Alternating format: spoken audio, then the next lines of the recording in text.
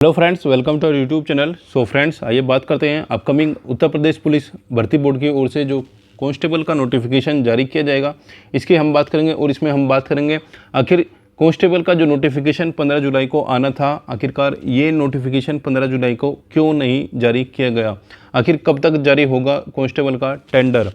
ठीक है, इसमें हम बात करेंगे जो अपकमिंग रिक्रूटमेंट होगी, इसमें कितने वर्ष की छूट संभावित आपको मिलने जा रही है, लगभग 1 वर्ष या फिर 2 वर्ष, कितनी छूट इसमें दी जा सकती है। और रेडियो ऑपरेटर के टेंडर का क्या हुआ, टेंडर पास फेल, और यदि टेंडर पास हो चुका है तो आपकी परीक्षा कब तक हो सकती है। सो फ्रेंड्स, चैनल पर पहली बार आए हो तो प्लीज़ चैनल को जरूर सब्सक्राइब करना फर्दर अपकमिंग अपडेट्स के लिए। आइए स्टार्ट करते हैं आज की वीडियो को। सो फ्रेंड्स, सबसे पहले हम बात करते हैं रेडियो ऑपरेटर टेंडर की। ठीक है, रेडियो ऑपरेटर टेंडर में अभी क्या कंडीशन चली हुई है। सो फ्रेंड्स, इसके रिगार्डिंग हम ऑलरेडी लगभग 3 से 4 वीडियो में आपको अपडेट दे चुके हैं, और सभी वीडियो में हमने एक ही अपडेट दी है केवल अभी तक। ठीक है, हमने हर वीडियो में आपको बताया है आपका टेंडर लगभग कंप्लीट हो चुका है। ठीक है, अब कुछ बोलेंगे कि अभी तक कोई इसके रिगार्डिंग अपडेट नहीं आई है। फ्रेंड्स, ये बात हमेशा ध्यान रखिए, टेंडर केवल फाइनेंशियल कंडीशन तक ही वैलिड नहीं होता। ठीक है, फाइनेंशियल बिड तक ही नहीं होता। फाइनेंशियल बिड के बाद इसमें टेक्निकल बिड होगी, फाइनेंशियल बिड होगी, और इसमें अलग अलग की प्रोसेस लगभग 3 से 4 प्रोसेस ऐसी होती है कि ये 3 से 4 प्रोसेस लगभग होने के बाद ही ये टेंडर की प्रक्रिया जो होती है वो कंप्लीट होती है। इसके बाद ही आपको ऑफर ऑफ एक्सेप्टेंस दिया जाता है। ठीक है, अभी आपको यहाँ पर ध्यान रखना होगा कि कुछ कैंडिडेट्स सोच रहे होंगे कि यदि टेंडर कंप्लीट हो चुका है तो अभी तक एग्ज़ाम डेट क्यों नहीं आई। ठीक है, जब आप टेंडर का वो नोटिस एक बार फिर से देखोगे जो लगभग 8 जून को भर्ती बोर्ड की वेबसाइट पर जारी किया गया था, या फिर मई के महीने में जारी किया गया था। ठीक है, यानी कि ऑफिशियल जो फर्स्ट टेंडर नोटिस जारी किया गया था, इसको ही रिवाइज किया गया था, डेट बदलकर 8 जून को।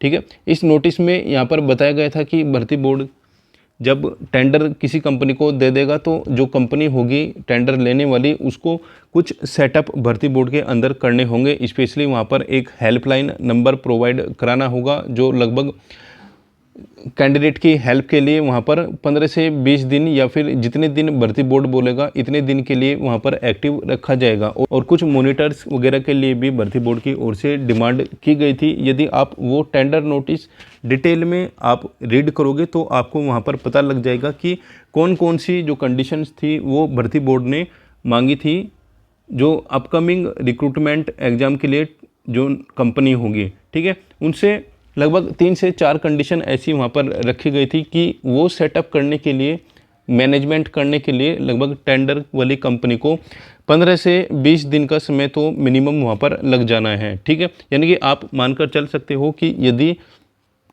23 जून को ये टेंडर की जो प्रक्रिया थी, वहाँ पर 23 जून तक क्या हुआ, 2 कंपनियाँ जो मिनिमम कंपनी चाहिए होती थी भर्ती बोर्ड को वो मिल चुकी थी। ठीक है, उसके बाद में उन कंपनी का टेक्निकल इवोल्यूशन और फाइनेंशियल इवोल्यूशन किया गया। ठीक है, लगभग आप मान कर चलिए 5 से 10 दिन के अंदर अंदर ये प्रोसेस हो जाएगी। और फ्रेंड्स, आपको ये बात ध्यान रखनी होगी, इस टेंडर की जितनी भी प्रोसेस होगी उस प्रोसेस को इतना फास्टली किया जाएगा कि आप समझ नहीं सकते। ठीक है, इतनी तेज़ी से इस टेंडर को भर्ती बोर्ड कराने की कोशिश कर रहा है कि जितना कम समय में ये टेंडर कंप्लीट करा लिया जाए, इतना ही आने वाली जो रिक्रूटमेंट होगी कांस्टेबल की, और अपकमिंग जो रेडियो ऑपरेटर का एग्ज़ाम होगा, या फिर कांस्टेबल के बाद में कंप्यूटर ऑपरेटर का एग्ज़ाम होगा, यानी कि अपकमिंग जितने भी एग्ज़ाम होंगे, ठीक है, उसमें रेडियो ऑपरेटर से लेके आपका कांस्टेबल एग्ज़ाम, ठीक है, लगभग ये 2 एग्ज़ाम मानकर चल सकते हो आप, और इसके साथ में कंप्यूटर ऑपरेटर का लगभग 3 एग्ज़ाम ये होंगे। ये 3 एग्ज़ाम, आने वाले 3 एग्ज़ाम जो है इस टेंडर पर ही डिपेंड है, क्योंकि जो हाइब्रिड मोड है उसका जो टेस्टिंग मोड है वो रेडियो ऑपरेटर वाला ही एग्ज़ाम है, और रेडियो ऑपरेटर के एग्ज़ाम के बाद ही आपका जो सेकंड एग्ज़ाम होगा वो कंप्यूटर ऑपरेटर या फिर कांस्टेबल, जो भी एग्ज़ाम होगा वो इसी टेंडर नोटिस पर डिपेंड रहेगा। ठीक है फ्रेंड्स, तो इतना प्रोसेस यहाँ पर जो भी कंपनी टेंडर लेगी उसको करना होगा। ठीक है, अब बात करते हैं कि इतना प्रोसेस होने के बाद एग्ज़ाम की डेट कब तक आ सकती है। यदि आप मानकर चलो कि आपका जो टेंडर है ये लगभग 10 जुलाई तक, ठीक है, 10 जुलाई तक यदि कंप्लीट हो जाता है तो मोस्ट प्रोबेबली आपको जुलाई अंतिम सप्ताह तक आपकी डेट एग्ज़ाम की देखने को मिल जाएगी। और इसके रिगार्डिंग हम पहले भी वीडियोस बना चुके हैं, उसमें भी हमने आपको यही बताया था कि 20 जुलाई के बाद में आपको एग्ज़ाम डेट्स देखने को मिलेगी। ठीक है फ्रेंड्स, अब कुछ लोग बोलेंगे कि ऐसा तो नहीं होता कि एग्ज़ाम डेट आने, टेंडर फाइनल हो गया तो भर्ती बोर्ड ने अभी तक कोई अपडेट क्यों नहीं दी। ठीक है फ्रेंड्स, ये इंटरनल प्रोसेस है, इसका कोई भी आपको आगे की जितनी भी प्रोसेस होगी वो सब इंटरनल प्रोसेस होगी, सब कॉन्फिडेंशियल मैटर होता है। इसके बाद में टेंडर नोटिस निकलने के बाद में जो भी प्रोसेस होती है वो कैंडिडेट के साथ में साझा नहीं की जाती। ठीक है, तो आप इस चीज़ से बिल्कुल भी निश्चिंत रहिए कि आपके साथ में कोई भी ये नोटिस वगैरह क्यों जारी नहीं किया गया है, टेंडर कंप्लीट हुआ या फिर नहीं हुआ। कुछ चैनल्स ये बता रहे हैं कि यदि टेंडर कंप्लीट हो जाएगा तो आपके लिए नोटिस जारी किया जाएगा। फ्रेंड्स, ऐसा बिल्कुल भी नहीं होगा कि आपके लिए कोई नोटिस जारी किया जाएगा कि ये पर्टिकुलर कंपनी आपका एग्ज़ाम कराने वाली है। एग्ज़ाम जो भी कंपनी कराएगी उसका केवल और केवल आपको तभी पता लगेगा जब आपके एडमिट कार्ड्स डाउनलोड होंगे, तभी आपको पता इस चीज़ का लग सकता है। अदरवाइज़ आपको कोई भी ये तरीका नहीं है कि आपको ये कंफर्म हो जाए कि आपकी जो परीक्षा होगी वो कौन सी कंपनी कराने वाली है। ठीक है फ्रेंड्स, सो फ्रेंड्स अभी आप मानकर चलिए कि 100% नहीं हम कह सकते, लेकिन 99% आप मानकर चलिए कि आपका एग्ज़ाम यहाँ पर लगभग बहुत जल्द आपकी एग्ज़ाम डेट्स आने वाली है और टेंडर आप कंप्लीट मानकर चलिए।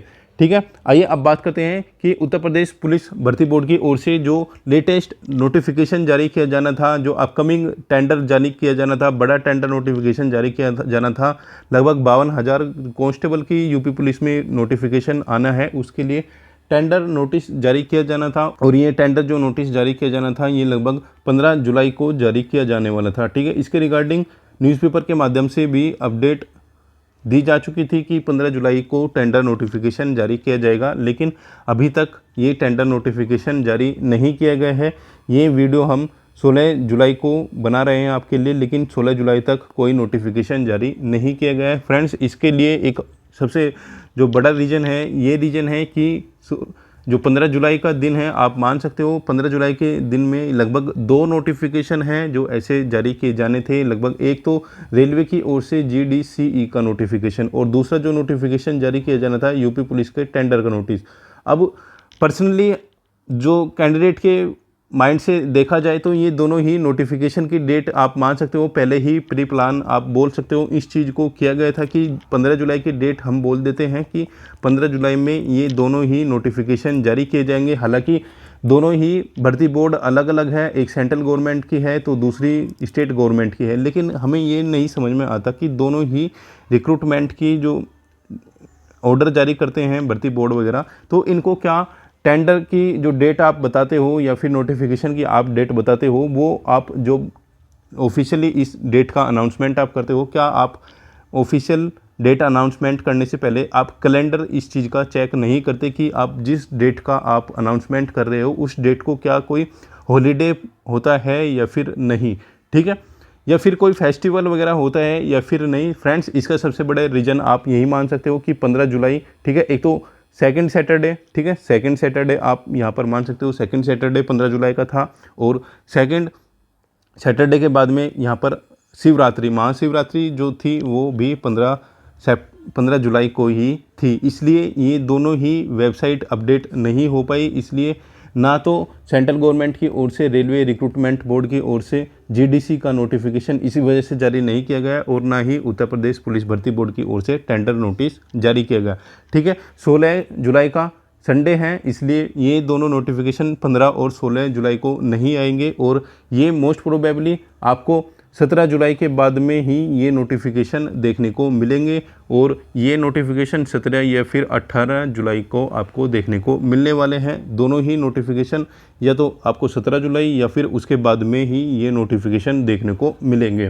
ठीक है, हालांकि GDC वाला जो नोटिफिकेशन है उसका बेसिकली जो नॉर्मल कैंडिडेट हैं उनके संबंध में कोई ये नोटिफिकेशन इतना इम्पोर्टेंट नहीं होता। किसी भी डिपार्टमेंट का जो GDC एग्ज़ाम होता है ये ऑलरेडी जो वर्किंग कैंडिडेट होते हैं उनके लिए होता है, लेकिन जो सबसे मेन नोटिफिकेशन था उत्तर प्रदेश के कैंडिडेट्स के लिए वो था रेडियो कांस्टेबल के टेंडर के लिए जो 15 जुलाई की डेट बताने के बावजूद भी ये नोटिफिकेशन जारी नहीं किया गया है। सो फ्रेंड्स, आई होप जो नोटिफिकेशन जारी नहीं हुआ है इसका आप रीज़न समझ चुके होंगे कि 2 रीजन्स की वजह से ये नोटिफिकेशन जारी नहीं हुआ है।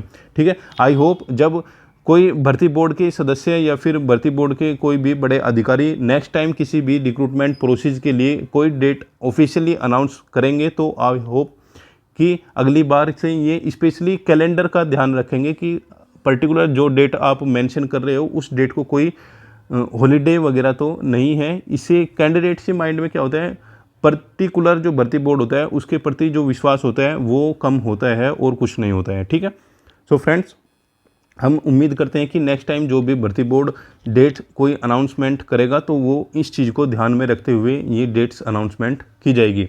अब बात करते हैं जो अपकमिंग रिक्रूटमेंट होगी उत्तर प्रदेश पुलिस की, उसमें आयु में छूट कितनी मिल सकती है, क्या होगा क्या नहीं होगा। फ्रेंड्स, ये बात तो कंफर्म हो चुकी है कि आपकी एज लिमिट 18 से 23 होने वाली है। ठीक है, इस चीज़ से आप निश्चिंत रहिए जितनी भी कैंडिडेट हैं।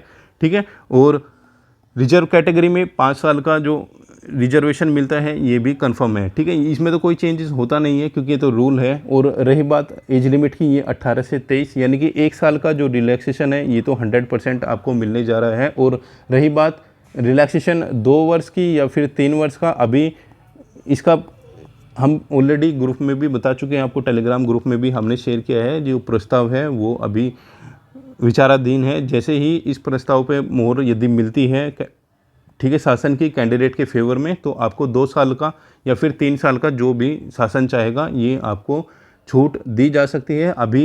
लेकिन 100% यही बात है कि आपको 1 ईयर का जो रिलैक्सेशन है वो तो कंफर्म मिलने जा रहा है। बाकी 2 साल का या फिर 3 साल का इसके लिए आपको नोटिफिकेशन का वेट करना होगा, तभी ये बातें क्लियर हो पाएगी। ठीक है, और मानकर चलिए कि यदि ये जो नोटिफिकेशन वर्ष यहाँ पर 2022 यदि रखा जाता है तो वहाँ पर तो भी आपको लगभग 2 साल की छूट यहाँ पर देखने को मिल जाएगी। ठीक है, यदि ये नोटिफिकेशन वर्ष 2023 ही रखा जाएगा तो आपको 1 साल की छूट मिल जाएगी। ऐसा भी हो सकता है कि सरकार डायरेक्टली आपको रिलैक्सेशन ना देने के बावजूद इनडायरेक्ट वे में आपको 2022 में या फिर 2021 को नोटिफिकेशन वर्ष मानकर आपको इनडायरेक्टली रूप से यहाँ पर रिजर्वेशन दे सकती है, एज रिलैक्सेशन दे सकती हैं। तो फ्रेंड्स, आगे जो भी होगा वो टेंडर नोटिस ही क्लियर कर पाएगा कब एज काउंट हो रही है, कितना रिलैक्सेशन आपको मिलने वाला है। सो फ्रेंड्स, नेक्स्ट वीक तक वेट कीजिए। नेक्स्ट वीक में भी टेंडर नोटिस जारी करा दिया जाएगा भर्ती बोर्ड की वेबसाइट पर, उसके बाद ही ये सब चीज़ें क्लियर होगी। सो फ्रेंड्स, मिलते हैं नेक्स्ट वीडियो में नेक्स्ट अपडेट के साथ। टेंडर नोटिस जब आएगा तब भी आपके साथ में ये बातें डिस्कस की जाएगी, क्या आपको कितना एज रिलैक्सेशन स्पेशली दिया जा सकता है जनरल वाले कैंडिडेट्स को। मिलते हैं नेक्स्ट वीडियो में। वीडियो पसंद आए तो प्लीज़ वीडियो को शेयर कीजिए, चैनल को सब्सक्राइब कीजिए, बेल नोटिफिकेशन को भी प्रेस कीजिए।